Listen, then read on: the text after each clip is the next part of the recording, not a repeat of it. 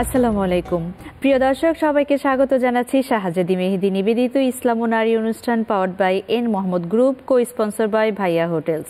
সাথে আছি আমি ফাহমিদা তৃষা। মাহে রমজানে আমরা পানাহার বর্জন করে সিয়াম সাধনা করি আল্লাহর সন্তুষ্টি লাভের আশায়। এই সিয়াম সাধনার শুরুই করি আমরা সাহরির মাধ্যমে। আজকে আমরা আলোচনা করব সাহরির গুরুত্ব ও ফজিলত নিয়ে। আলোচনা করবার জন্য স্টুডিওতে আমাদের সাথে উপস্থিত আছেন কামরুন নাহার সীমা, ডিরেক্টর, ভিশন আই হসপিটাল। আসসালামু আলাইকুম, কেমন আছেন আপা? ওয়ালাইকুম আসসালাম, আলহামদুলিল্লাহ ভালো আছি। আপা, প্রথমে আপনার কাছে জানতে চাচ্ছি, সাহারিতে কোন ধরনের খাবারগুলো খাওয়া সুন্নাহ? সাহর এটা হলো আরবি শব্দ, এটার অর্থ হলো সুবহে সাদিকের পূর্বের খাওয়া। এবং ইসলামিক পরিভাষায় যদি আমি বলতে চাই তাহলে বলা হবে যে সুবহে সাদিকের পূর্বে আমরা রোজা রাখার উদ্দেশ্যে, নর্মাল খাওয়া কিন্তু হবে না সাহরি, রোজা রাখার উদ্দেশ্যে যেই খাবারটা গ্রহণ করি তাকেই বলা হয় সাহরি। কোরআন এবং হাদিসে এই সাহরি সম্পর্কে কিন্তু অনেক কথা বলা হয়েছে। আমরা একটু জানার চেষ্টা করি, তাহলে কি হবে যে আমরা বুঝতে পারবো যে এটার গুরুত্বটা কতখানি। এর আগের যারা উম্মত ছিলেন, মানে নবী করিম সাল্লাল্লাহু আলাইহি ওয়াসাল্লাম এই রোজার আয়াত আসার পর থেকে আগে থেকে আহলি কিতাবকে ফলো করতেন রোজা রাখার ব্যাপারে। তারা কিভাবে রোজা রাখতো? তারা রোজা রাখতো এক ইফতার থেকে, মানে ইফতার করলেন তারপরে পরের ইফতার পর্যন্ত না খেয়ে থাকতেন, প্রায় 24 ঘন্টা। হ্যাঁ, লং টাইম, 24 ঘন্টা প্রায়। তো এত পর্যন্ত তারা না খেয়ে থাকতেন। তো একবার একটা ঘটনা ঘটলো যে একজন সাহাবী ইফতারের সময় হয়ে গেল, তখন তিনি তার স্ত্রীকে এসে বললেন যে এরকম আমাকে ইফতার দাও, তার কারণ হলো যে আমি খুবই ক্ষুধার্ত। তো তখন স্ত্রী বললেন যে আমার তো ঘরে কোনো খাবার নেই। তখন ওই সাহাবী খাবার সংগ্রহ করার জন্য বাইরে গেলেন এবং হয়তো উনি কিছু সংগ্রহ করলেন, পরে বাসায় যখন আসলেন তখন উনি ক্লান্ত হয়ে ঘুমিয়ে গেলেন। এদিকে স্ত্রী এসে আর তাকে জাগাননি, কারণ ঘরে কোনো খাবার নেই।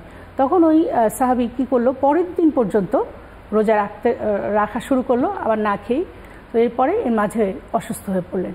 এই সংবাদ যখন রাসূল সাল্লাল্লাহু আলাইহি ওয়াসাল্লামের কাছে গেল, অন্য সাহাবীরা যারা তার রাসূল সাল্লাল্লাহু আলাইহি ওয়াসাল্লামের কাছে পৌঁছলেন এই সংবাদটি, তখন রাসূল সাল্লাল্লাহু আলাইহি ওয়াসাল্লামের কাছে সূরা বাকারার 187 নম্বর আয়াত নাজিল হলো। সেখানে আল্লাহ রাব্বুল আলামিন বললেন, আর তোমরা পানাহার করো যতক্ষণ রাত্রির কৃষ্ণরেখা হতে উষার শুভ্র রেখা স্পষ্টরূপে তোমাদের নিকট প্রতিভাত না হয়, অতঃপর নিশাগম পর্যন্ত সিয়াম পূর্ণ করো। অর্থাৎ এখানে আল্লাহর তরফ থেকে আমাদেরকে সময়সীমা বেঁধে দেওয়া হলো যে তোমরা সুবহে সাদিকের আগে খাবে এবং খাওয়ার পরে যখন সূর্যাস্ত হবে সূর্যাস্ত হওয়ার পরপরই তোমরা রোজা ভেঙে ফেলবে। এতে কিন্তু সময়টা অনেক কমে গেল। এবং এই আমরা জানি যে সেহরি খাওয়ার শেষ মুহূর্তে সেহরি খাওয়ার কিন্তু একটা বিরাট বরকত আছে, রহমত এবং বরকত আছে। যে মুসলিম এবং আহলি কিতাব, মানে যারা আগে রোজা রাখতো তাদের মধ্যে পার্থক্যই হলো সেহরি। আহলি কিতাবরা কোনো সেহরি খেতেন না, আর আমরা মুসলমানরা যারা রোজা রাখি তারা কিন্তু সেহরি খাই।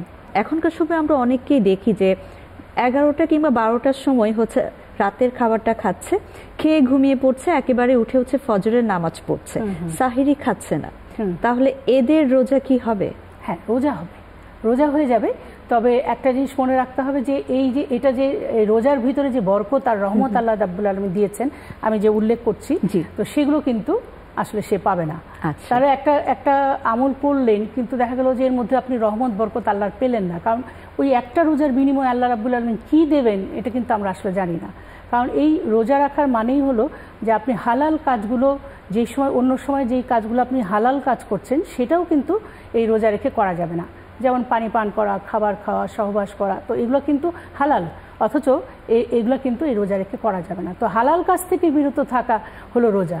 সেখানে আপনি দেখা গেল যে এই রোজার মধ্যে আল্লাহ তাআলা ওই জন্য বরকত এবং রহমত নাজিল করেছেন। সেখানে আপনি যদি একেবারে সেই সেহরি খাওয়া থেকে বিরত থাকেন তাহলে কিন্তু আপনি এগুলো থেকেও বঞ্চিত হলেন। আরও দু একটা হাদিস বলি, সেখানে আরও উল্লেখ করা হয়েছে যে সেম জিনিস, যেমন রাসূল সাল্লাল্লাহু আলাইহি ওয়াসাল্লাম বলেছেন যে 3টি জিনিসের উপর আল্লাহর রহমত পতিত হতে থাকে, অর্থাৎ সবসময় পড়তে থাকে, মানে কন্টিনিউয়াস আল্লাহর রহমত পতিত হতে থাকে 3টি জিনিসের উপর। প্রথম হলো জাকাত, দ্বিতীয় হলো তাওহীদ এবং তৃতীয় হলো সাহরি। তার মানে যেই 3টা জিনিসের উপরে আল্লাহর রহমত মানে কন্টিনিউয়াস পড়তে থাকে তার মধ্যে একটাও কিন্তু সাহরি, একটা কিন্তু তাওহীদ, অর্থাৎ আল্লাহর একত্ববাদকে বিশ্বাস করা। এটার উপরে কিন্তু যে এই আল্লাহর একত্ববাদে বিশ্বাস করে এবং দৃঢ় থাকে তার উপরে কিন্তু কন্টিনিউয়াস আল্লাহর রহমত পতিত হতে থাকে। আর যারা জাকাত দান করে, দেখেন 3টা জিনিসের মধ্যে একটা হলো সাহরি। তার মানে যারা সাহরি খায় তাদের উপর কন্টিনিউয়াস আল্লাহ তাআলা রহমত পতিত করেন। আপা, সাহারির ফজিলত আপনি আমাদেরকে বলছেন, এই সম্পর্কে আমরা আরো বিস্তারিত জানবো, কিন্তু এখন নিচ্ছে একটা বিরতি। প্রিয় দর্শক, সময় হয়েছে শাহজাদি মেহেদি নিবেদিত ইসলাম ও নারী অনুষ্ঠান powered by N Mohammad group, co sponsor by Bhaiya hotels programme থেকে ছোট্ট একটি বিরতিতে যাবার। ফিরে আসছি কিছুক্ষণের মধ্যেই, সাথেই থাকুন।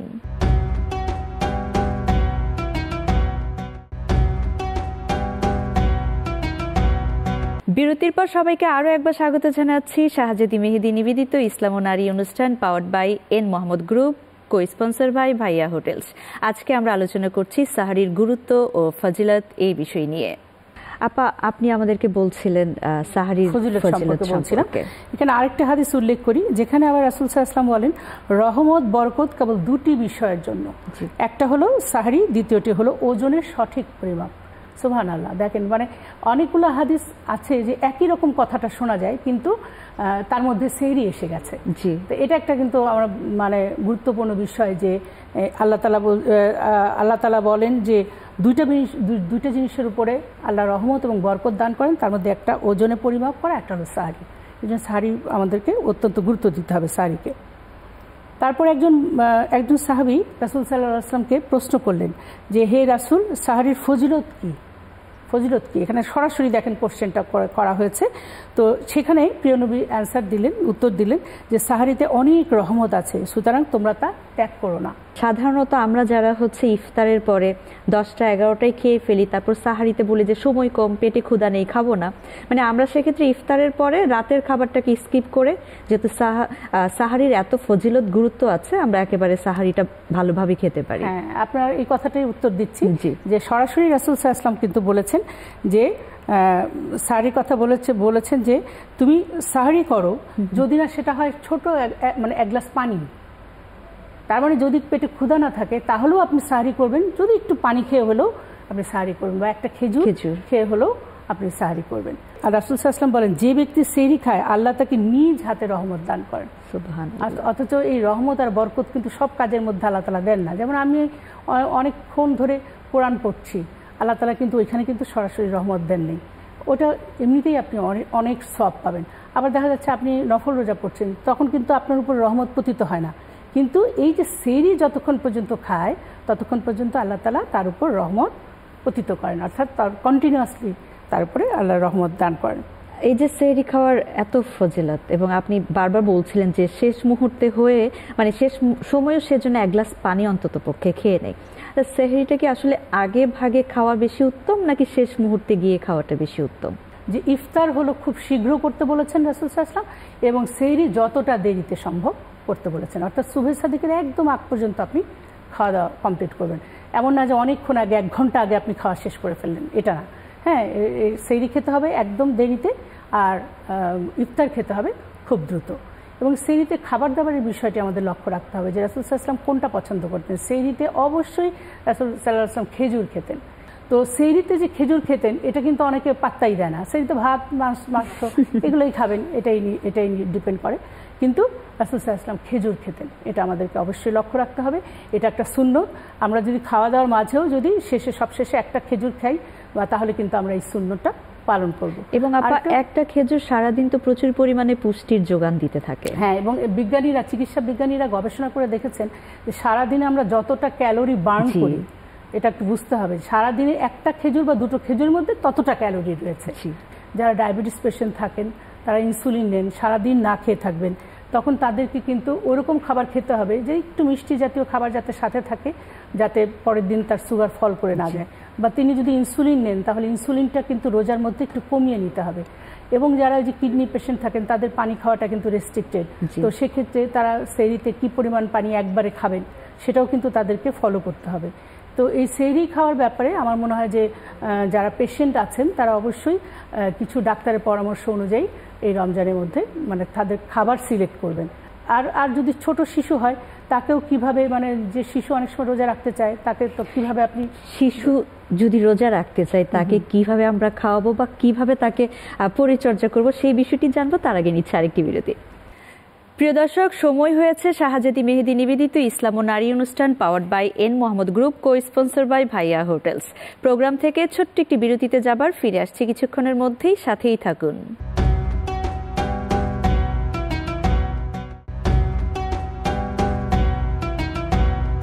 বিরতির পর সবাইকে আরও একবার স্বাগত জানাচ্ছি শাহজাদি মেহেদি নিবেদিত ইসলাম ও নারী অনুষ্ঠান powered by N Mohammad group, co sponsor by Bhaiya hotels.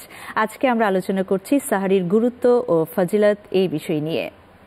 আপা, আপনি যেটি বলছিলেন যে ছোট শিশু যদি রোজা রাখতে চায় সেক্ষেত্রে আসলে আমরা তাকে কোন ধরনের খাবারগুলো খাওয়াবো, এবং আমাদের বাংলাদেশে আসলে যেটা প্রচলিত আছে আমরা ছোট শিশুদেরকে রোজা রাখতে দিতে চাই না, এই বিষয়টি নিয়ে আপনি দেখবেন ছোটোবেলায় রোজা রাখার তাদের সাংঘাতিক আগ্রহ থাকে। এই আগ্রহটাকে আমাদেরকে আরও উৎসাহিত করতে হবে এবং সেহরি খাওয়াতে হবে। সেহরি খাওয়ার পর সে প্রথম যখন সে রোজা রাখবে, কারণ বালেগ হয়ে যাওয়ার পরে কিন্তু আপনার আর প্র্যাকটিস করার সময় নেই। বালেগ হওয়ার আগেই কিন্তু রোজা, নামাজ এগুলো কিন্তু আপনাকে অল্প অল্প করে শিশুদেরকে প্র্যাকটিস করাতে হবে। আর বালেগ হয়ে যাওয়ার পর কিন্তু একদম ফরজ, তখন কিন্তু আর কোনো প্র্যাকটিস করার কোনো সুযোগ নেই, একবারই আপনাকে রোজা নামাজ শুরু করতে হবে। তো রোজা যেহেতু শুরু করতে হবে, শিশুদেরকে আমরা যেটা দেখেছি আর কি, ওই একবেলা করে না খেয়ে রাখতেন, যে একবেলা তুমি কোনো পানি খাবা না, কোনো নাস্তা খাবা না, কোনো কিছু খাবা না, তো দুপুরে আবার খাবারটা দিতেন।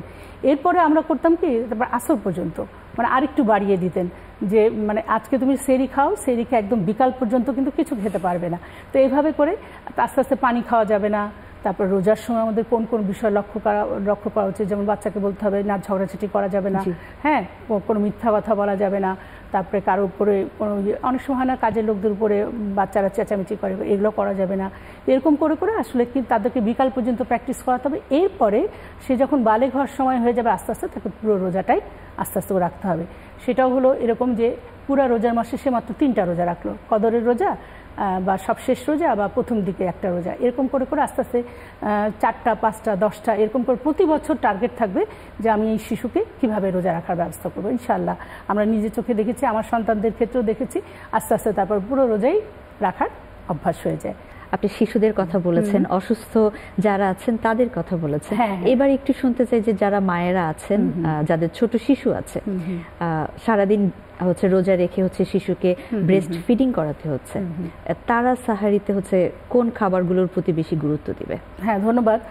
আসলে কিন্তু ইসলাম কঠিন না, ইসলাম কিন্তু অত্যন্ত সহজ একটি বিষয়। আমরা অনেক সময় মানুষরা না জানার কারণে অনেক সময় অনেক জিনিস কঠিন বানিয়ে ফেলি। যেমন গর্ভবতী মায়েদের ক্ষেত্রে আপনার কিন্তু অনুমতি আছে, রোজা না রাখার অনুমতি ইসলাম দিয়েছে। অর্থাৎ যেটা আমাদেরকে অনুমতি দেওয়া হয়েছে সেটার ব্যাপারেও আমরা মাতবরি করি। অনেক সময় দেখা যাচ্ছে কি যে 5 মাস বা 7 মাস এই টাইমে কিন্তু আসলে 3 মাস বা 4 মাস হলে পরেও আমরা দেখি ডাক্তার পরামর্শ দেন, তখনও রোজা যদি সে রাখতে পারে তাহলে রাখতে পারবে, কিন্তু অনেক ভমিটিং হয় অনেকের, তো সেক্ষেত্রে ডিহাইড্রেশন হয়ে যায়, সেক্ষেত্রে কিন্তু রোজা রাখাটা তার জন্য অত্যন্ত কষ্টকর হয়ে যায়।